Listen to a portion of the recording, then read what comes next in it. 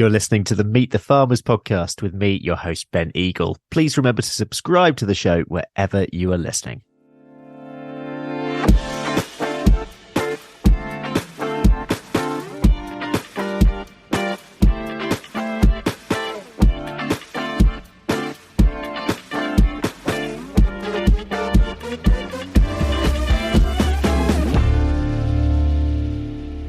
Hello, everyone. I'm Ben Eagle, and welcome to another Meet Farmers mini-series focused on trees on farms being made in association with Forestry Commission.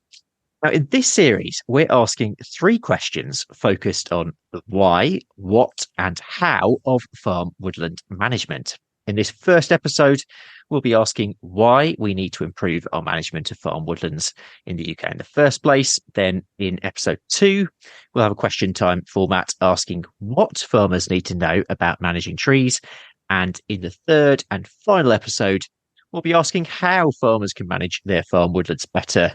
And we'll be using the practical example of a woodland management plan in that one. So I hope you get a lot out of this. Please do engage with us on social media at MTF_podcast.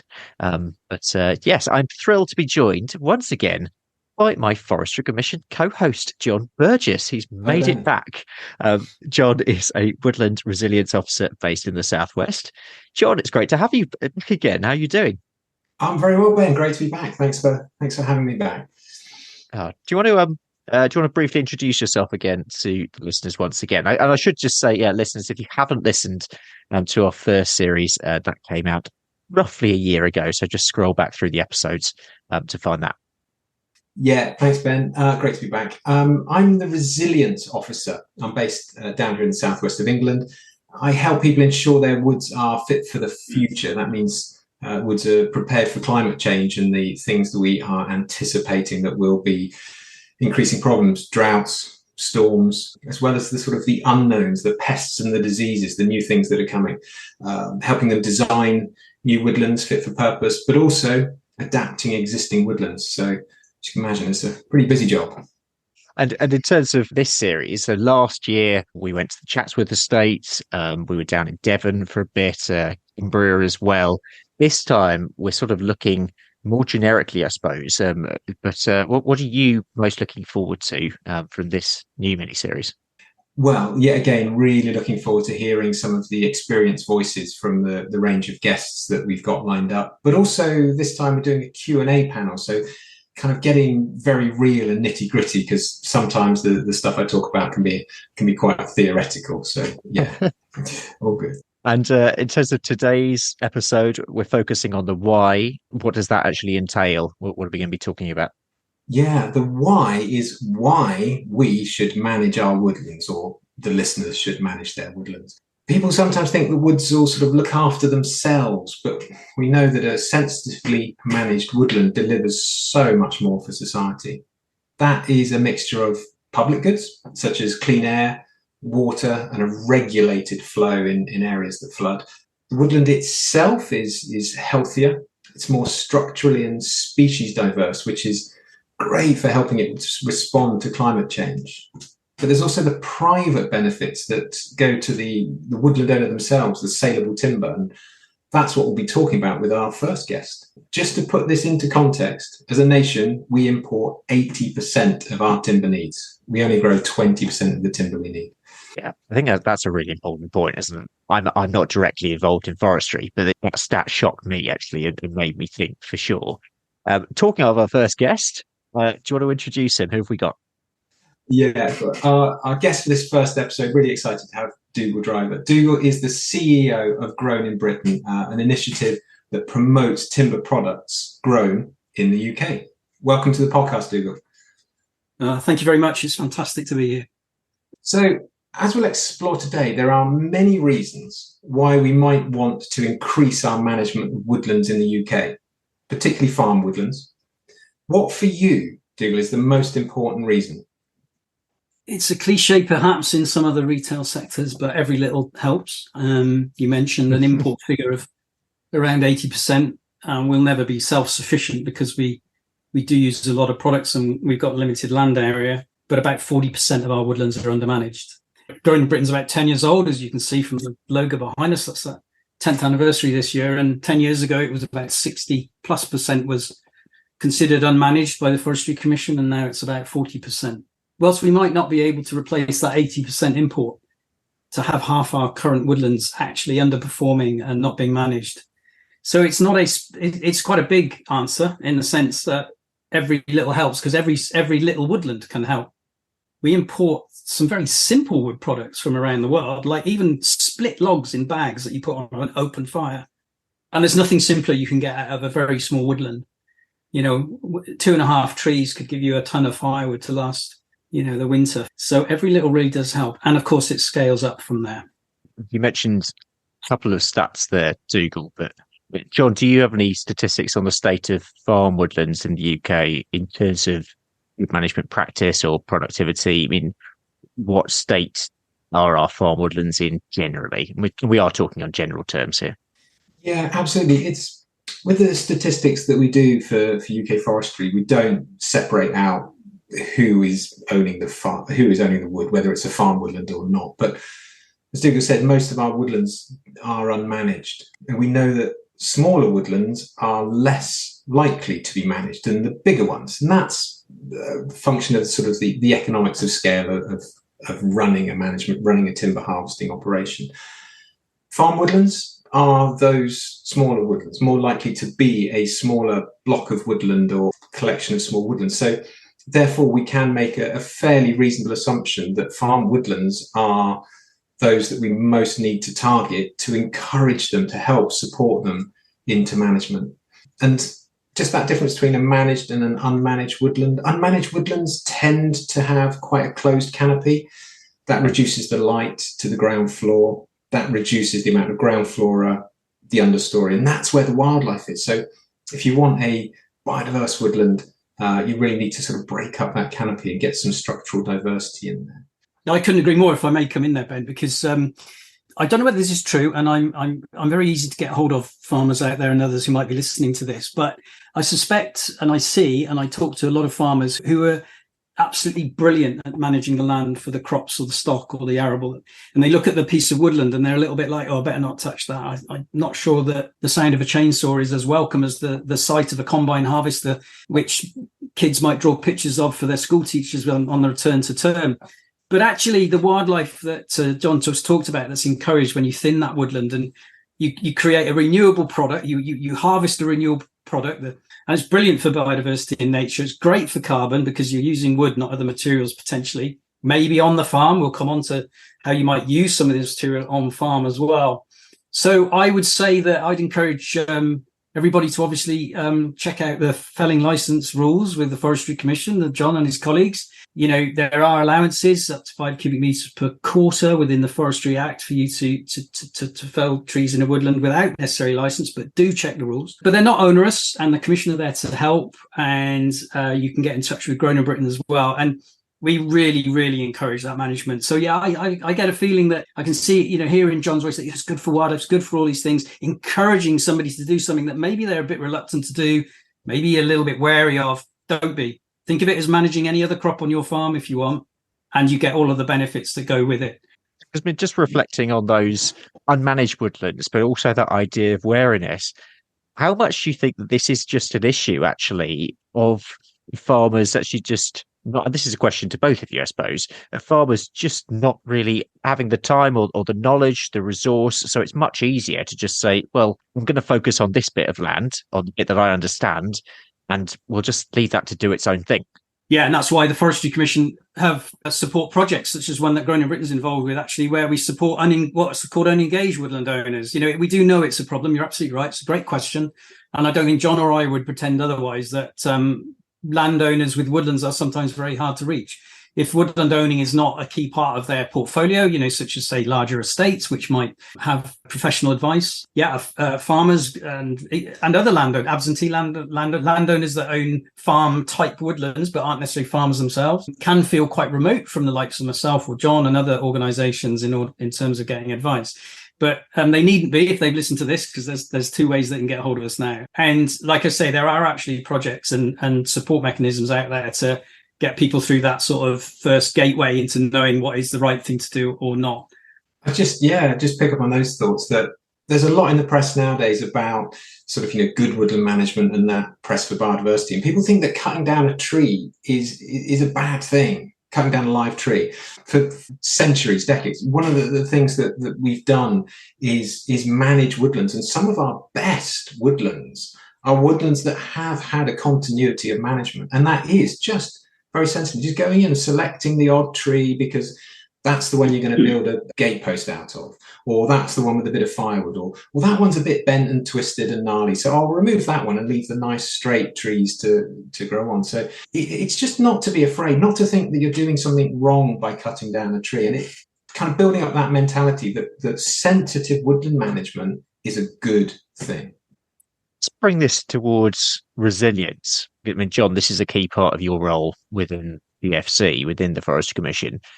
How would improving the management of farm woodlands improve their resilience for the future, but also the resilience of the countryside generally, the rural economy, and the state of the environment? Resilience, your starter for 10. Yeah, thanks, man. I said earlier, sometimes my job can get quite theoretical, and I think I'm going to sort of drift into a bit of theory there. A managed woodland is more structurally diverse. It has ages of trees up through the canopy. Then it helps it respond better to whatever may occur, such as a storm that knocks over the biggest, oldest trees that have more sail, leaving the younger trees behind to quickly fill those gaps. But also, if we manage the woodland, it prevents one or two species dominating, and therefore we have a more species diverse woodland. So if we have an attack from a new pest or disease, such as ash dieback, and it will only pick out one species, leaving behind a healthy, functioning woodland. Economically, a smaller woodland is able to respond to local needs. So you might have a small order of maybe quite specialist materials, such as a single tree for a specific job that a sawmill needs. Big forests just aren't set up to respond to those. They just work on bulk orders of sort of one tree from a monoculture. So a small farm woodland might be able to deliver just a trailer load of firewood, let's say, or some niche products, hazel coppice or something. So there are these opportunities that arise from having a managed woodland, and a woodland owner that knows the stock of their woodland is able to produce a more resilient woodland and a more resilient business. So those two things really do go hand in hand, and I think we sort of forget that sometimes. Yeah. Can I take that to another level? Can I take that? I'm going to play a bit of a guilt trip on your listeners now, because we import all that timber. If you let's just ratchet this up a little bit. If you don't use something that's growing on your land, and you just keep it there, and it is possible to harvest it. It's not the other side of the two big boggy fields and hidden away down a steep slope or something like that, but it is accessible. That timber, that material, will be imported from somewhere around the world, because that's what we do, and it's a great material. We're going to increase our use of wood massively over the next decade. And if you take that material from somewhere else, that footprint, the timber miles on that, is much more than, of course, it would be locally. You might say, I would say this because of that shoulder, grown in Britain over my shoulder here. However, if you're in the country where that came from, whether that's, we import, for instance, oak from Romania, what about their sustainability and them using their own oak? So I think I'm going to just ratchet up a little bit. And if someone's not feeling persuaded, just have a little think of the conscience here. I've never yet met a farmer who grows food, not to talk about food security. Think about it as timber security as well. They're both assets that support the planet. Also, just to pick up on a point Dougal's made there, one of the things we have in this country as a result of it came about because we were looking at the deforestation of the Amazon, and we got very sort of finger waggy at some of those countries going, oh, you're deforesting. They turned around and said, well, what about your woodlands? And we looked at the figures in the UK and Western Europe. It's like, oh, yeah, we're just as guilty of deforestation and poor woodland management. So we put into place the first iteration of the UK Forest Standard, which is just the government's template for sustainable forest management, which is a really good document. It's now on its 4th edition, but it's brilliant. And it shows that our woodlands, because they have to be compliant with the UK Forest Standard in order to get a felling license, that our woodlands are well managed. But if we buy timber from abroad, we have less and less and less traceability, less security that wood is good. What about the role of all this, and even small woodlands, when it comes to the climate crisis, Jon? Again, does it come down to that sort of side of responsibility that we've been erring on? We've all heard about reducing our carbon emissions, and we know that woodland does that in abundance. But it does it in two ways, and it's really important to sort of to pick that apart. One is the locking up of carbon as the trees grow. Fantastic, everyone's familiar with that. But the biggest single gain is when we use that timber and substitute it for the really carbon intensive materials, concrete, steel, plastics. If we build something out of wood, that means those emissions are removed and then locked up for generations, and we've made space for the next tree to grow, which will keep actively locking up carbon, and those managed woodlands lock up carbon long into the future, whereas an unmanaged woodland will hit peak carbon after a few decades. And if I can just sort of stray into an anecdote, my kitchen table, I made it myself. I made it from reclaimed timber. So that wood is on its second life. Yeah, it's not good. It's a bit wobbly and a bit wonky. But I actually asked where the timber came from that I got, and that was originally in a building. So that piece of wood is now on its third life. Yeah. Just sort of having a think, it's probably sort of 200 years ago that tree was cut down. I don't think I would get that from a piece of plastic. And it's still a wonderful tactile material that just looks fantastic in the kitchen, despite my wonky carpentry. So, Dougal, what is the situation when it comes to our utilisation of timber in the UK? What products come from our domestic timber supply? What are we good at making? And what do we perhaps still need to import? Let's go big picture first. We tend to import added value products for kind of obvious reasons in a way, because if you're going to process something in another country, put it on a train, put it on a truck, take it to a port, put it on a ship, take it across the ocean, take it off again. You don't really want it to be a cheap bit of wood, even though I said earlier, firewood comes, that's crazy. But we tend not to make high engineered products here. They're a bit political, but we've lost our manufacturing base. So we do sawmilling very well, a little bit of secondary processing, but we don't have many finishing tertiary processing arrangements. So don't think that if you've got a small woodland or a large woodland or several large woodlands on your farm, you're suddenly got to supply the housing industry with all its needs moving forward. On the other hand, if you've got nice, good timber and those stems are close together, you will know this, farmers, if they're too close together, they need to be thinned out. There will be sawmills really interested in that good timber. Oak in particular is in short supply. But going down through the product range, as you say, we can now, and Growing Britain's had some projects where we've worked with manufacturers to stick smaller bits together. We've worked with coppice chestnut to make what's called a homegrown house out of chestnut coppice in Kent, where there's a lot of chestnut coppice, where you can cut bits that maybe have knots or a twisted a bent, from what might be considered low grade. You stick them together, you can make amazing engineered structures, glulam beams, for instance, that, if you think about a barn on a farm, let me make that analogy, that's that steel portal that can be made out of timber when you stick little bits together. And so we can make anything out of our bits of timber, no matter what you might call the quality. So I'm changing my tune from a few years ago, where I would have talked about farm woodlands in a slightly different way, but we do have that ability now in this country, and it's growing, to make engineered products out of things. Let me go on to a specific, Jon, and that's chestnut. Sweet chestnut, not horse chestnut, that grows pretty well across the country. Obviously, there are some hot spots, borders, the Marches and the southeast, but actually pretty well across England, chestnut grows well. And it can be ubiquitously used in products on farm or on land management. Untreated, it's a really good fencing product. In many guises.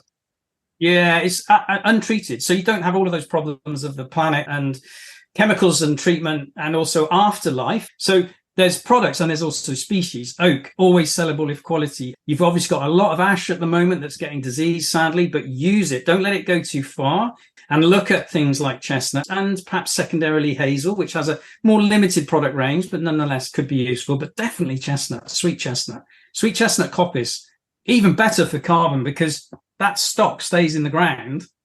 You don't have to go and get a tree from somewhere else and plant it, which has a bit of a carbon attachment to that.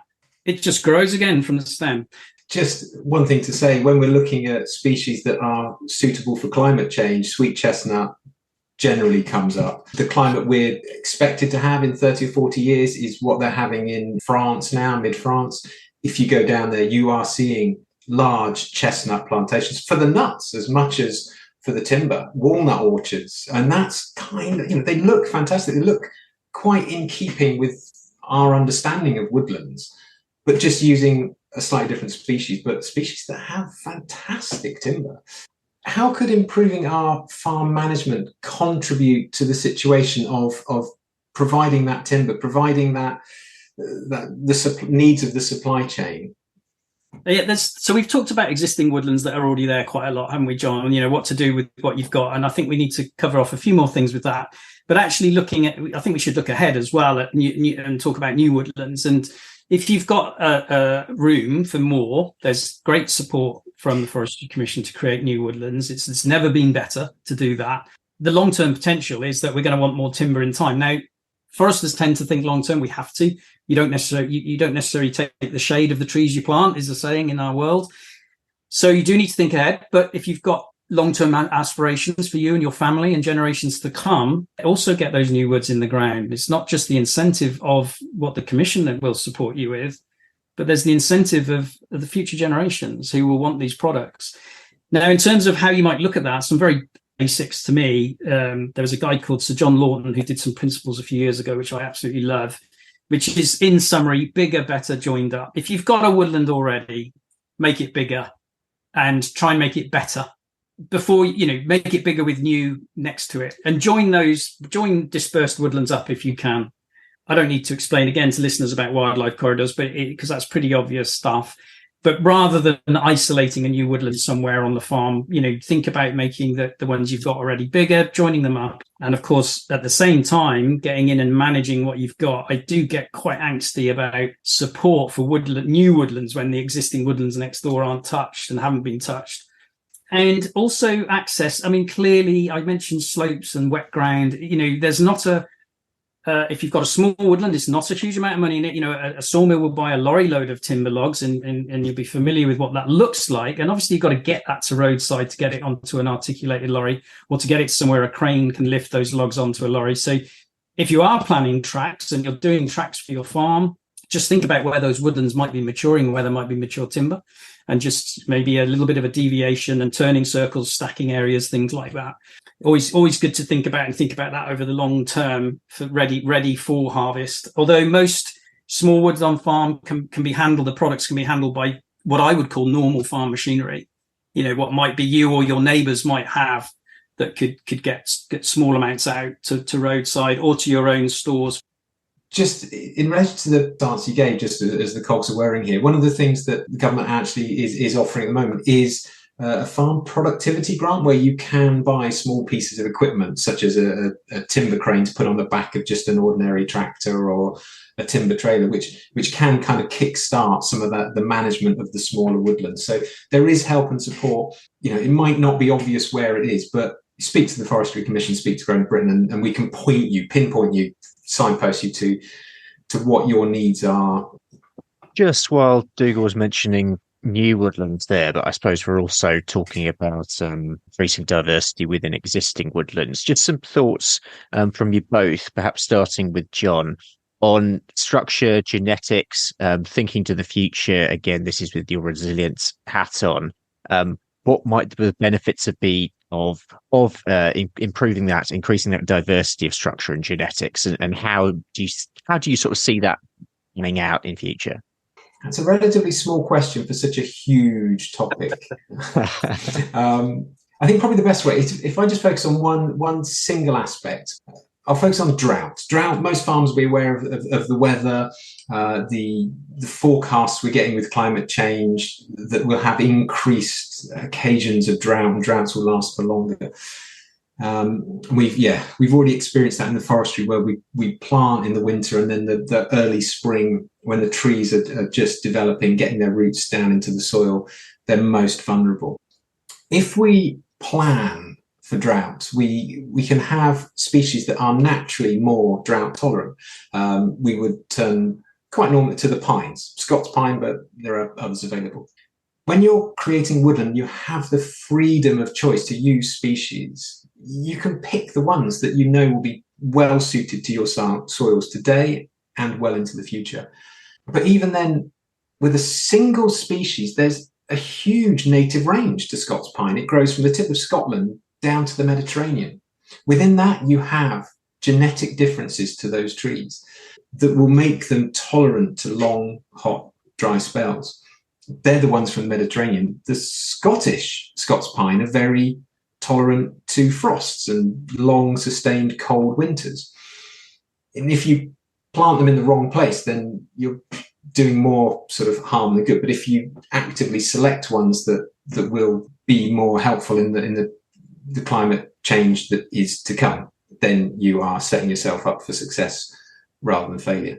And what that really means is that we need to look further south for our planting stock.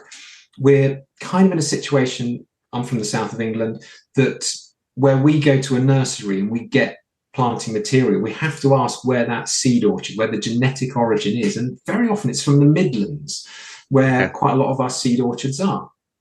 So we're actually bringing genetic material from the north down to the south, which is not good. We either use local stock, which is great, or we should look to the south, which means bringing stuff over from France.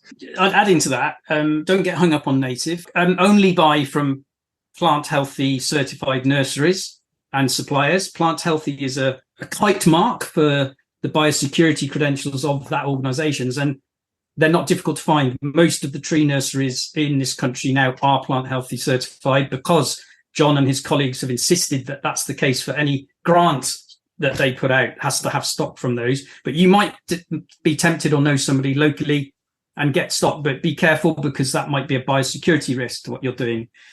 Just to ask you, with the mills and some of these less common species, the emerging forest species as we refer to them, what experience do you have of taking, say, a Lawson cypress or a coast redwood to the sawmills? Are they accepting of these unusual species?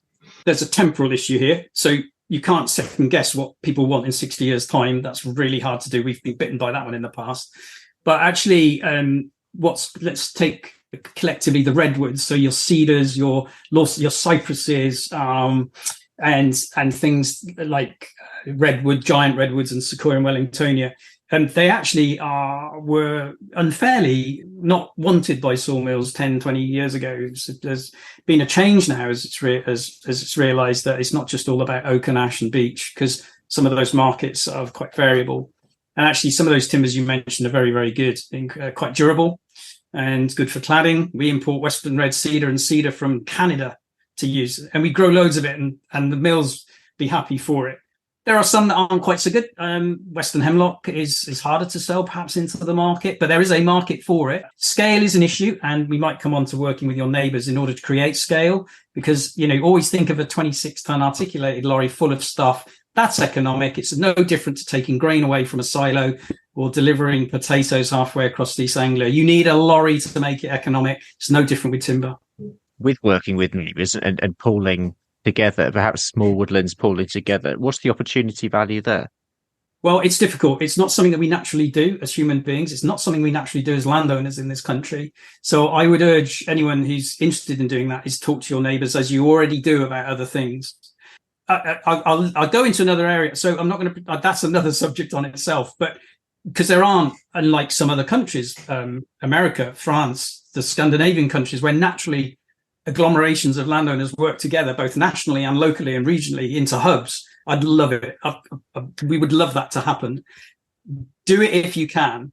If you're part of another hub for another part of your farming activity, you've got the doors wide open. You've got the contact list. You've got the logistics set up for perhaps something else. Maybe you buy fuel together. Maybe you sell sugar beet together. Maybe you do something else. I don't know what it is, but there's no reason why you shouldn't work together on the forestry side as well. That's a very exciting area, actually, and one that's hugely underdone here. What about the risk of not doing anything? So all of these unmanaged farm woodlands out there, if we don't improve the state of them, what situation will we leave the next generation in? Oh, well, we've mentioned guilt. We mentioned duty. I like to think back in this scenario and say, think about who made the effort to create that woodland in the first place. Most of the woodlands you'll see out of your window as you drive around or you look across the landscape are man-made. They're probably a lot less than there were 100, 200, 300 years ago. They're arguably remnants of an industrial landscape. I mean, you will in woodlands you'll see lime kilns and charcoal pits and things that have been part of the historic. They are part of a working tradition. And I think if we sit on them now, when the planet needs timber more than ever before as a renewable resource, and it needs to sequester carbon more than it ever does, so we don't heat up to 1.3 or even hotter, which really is going to be catastrophic. It is about doing something now and using as much material as possible, because otherwise, looking forward to answer your question, there'll be an element of looking back saying, what were people doing? There was a moment in time you couldn't escape. Nobody could have put their head in the sand on what was required. And yet those assets weren't looked after as much as they, or I've got a horrible word. Let's call them sweated. I'm going to say it. Those assets weren't sweated as much as they could have been. And they're there already. It's like building a new car from scratch, importing all the bits and making a car, or having one where you just have to change the oil. All you have to do is the woodland's there, just go and change the oil. And actually, by the way, you'll make some money. And I'll come on to, if I can segue a little bit into that, because I realize there's a barrier here, which is, well, actually, how much is this stuff worth? And so we're working with Forest Research, an arm of the Forestry Commission, on hardwood price and size data, size related to price and species, tabulated price size curves. And that's because Jon's organisation and our organisations realised that across, say, hardwoods in particular, it's quite hard for a landowner and a farmer to know, well, what is my oak worth? What is 6 oak worth? What is my ash at the moment, which is disease? What is beech worth? We did this a few years ago in Grown in Britain, but we're doing a much more sophisticated approach to this, starting this year and rolling on year by year, publicising data from the market, from actual sales, along with expert opinion and related to different sizes. So that's really exciting. And I think that's going to support a lot of the assertions and needs that the three of us are identifying on this podcast. Yeah, it's a really interesting point, because generally within the market, my understanding is that conifers are a much more standardized product. It's easier to understand what the value is, whether you have good timber. Hardwoods are much more specialist.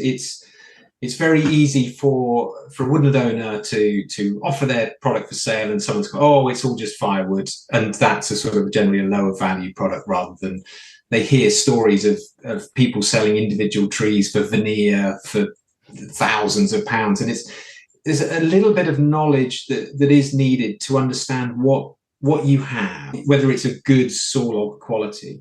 But there is, some basic sort of forestry knowledge. Isn't that hard to come by. There's forestry organisations, the RFS, the Royal Forestry Society, that just does local sort of site visits, and you can talk to people, talk to other woodland owners. But as we were saying, it's farmers are very sort of isolated, insulated from foresters. It's just a completely different industry. But just get out there and talk to people about, is this a good quality tree? Is it not? Is it just firewood? Is that what I've been told? And the more information we have, the better the decisions that landowners can make. So it's absolutely fantastic news to hear that next iteration of those price curves, so people can just look. So we've published the softwood prices for quite a long time, and just people can sort of see when they go up and down, generally related to demand for construction. If the industry for the construction industry is healthy, timber prices go up. If there's a crash in house prices, timber prices come down, and that's sort of quite an established link. So fantastic to hear that.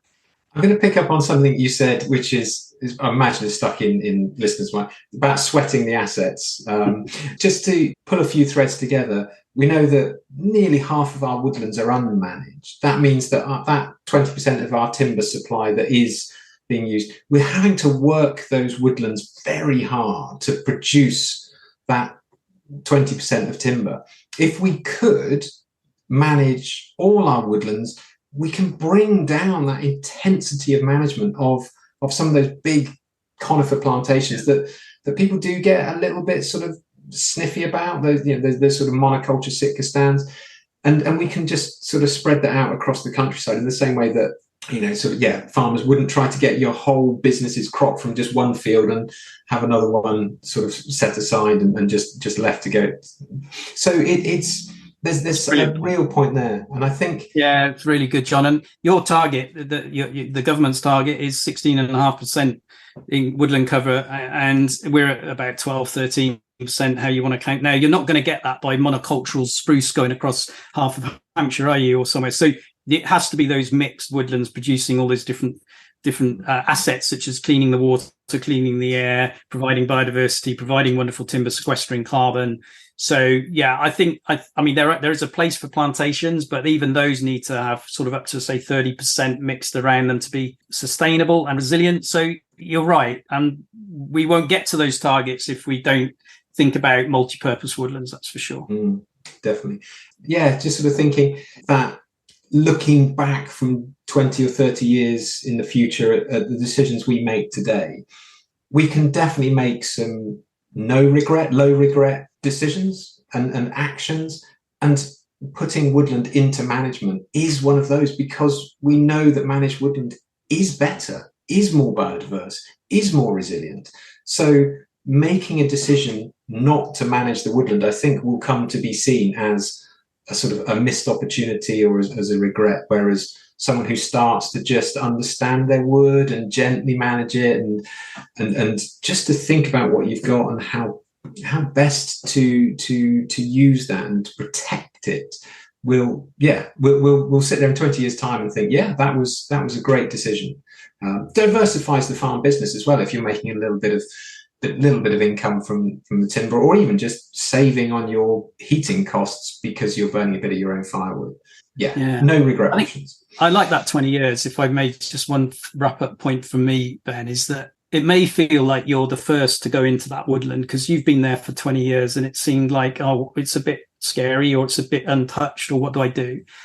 But actually 20 years ago was probably the last sensible time somebody went in and did something. It's not on a small woodland. It doesn't have to be every year or every 6 months. On larger woodlands, you might work a section of it, much like a mosaic of fields. But actually it could be 20 years and you do something, you thin it, you replace it, you get the regeneration going into those gaps. And then in 20 years, somebody comes and does another part of that woodland, or another wood on the farm or another wood on the estate. That is very normal.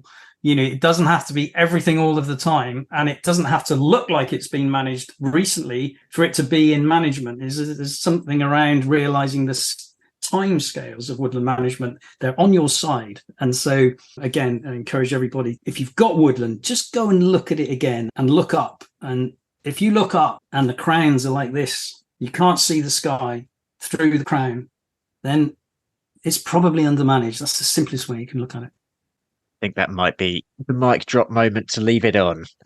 Wow, hugely diverse discussion. Thank you so much to you both. I know there's a lot for listeners to ponder on that, and we've got plenty more in this series to go through. That is all we have time for, but a huge thank you to our first guest in this mini-series, our guest today, Dougal Driver.